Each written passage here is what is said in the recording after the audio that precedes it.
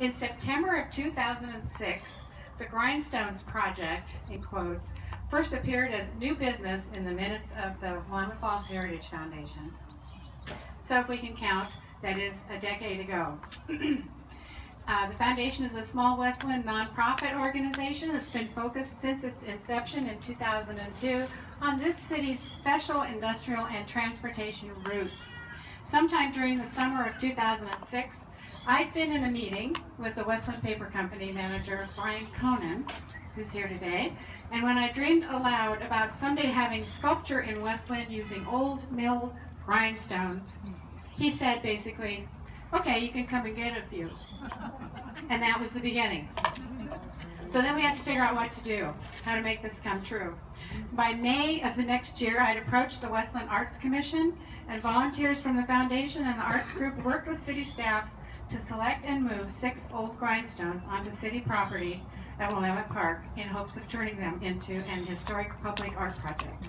There are 2 more that weren't used in this sculpture that are over by the volleyball park fence. So we still have to figure out a good use for those.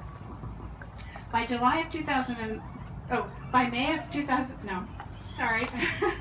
By July of 2008, we'd gotten some mentoring in how to construct and conduct a public art process.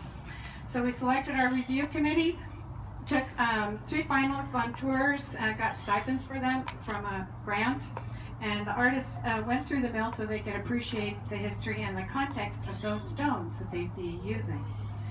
That fall, John Davis's brilliant design for the art was selected at a budget of about $45,000. Then the bottom fell out of the American economy, and the project, unfortunately, went on the shelf with little hope of funding for the foreseeable future.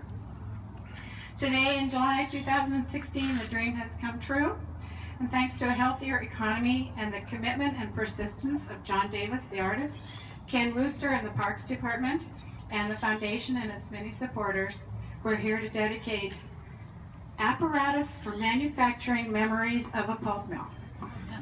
That is the title of the art.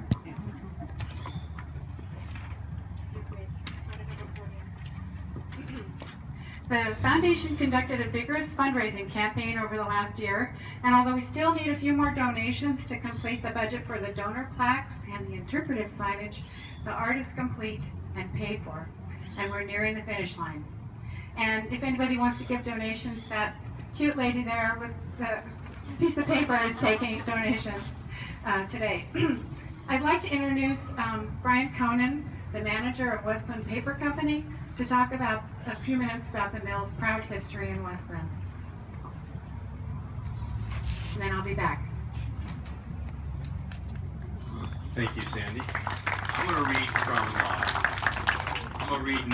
from notes for a different reason. So I'm filling in for Ian Dunlap, who is ill today. Can you talk a bit louder? Sure, you bet, Alice. So I'm here filling in for Ian Dunlap because Ian Dunlap really has been working with Sandy for a long time on this project, and this is the first time I've seen this, and this is just fantastic. So we're real proud of what we do, and we're real proud to help support this this artwork to show people what really goes on inside the mill. So thanks everybody for coming today.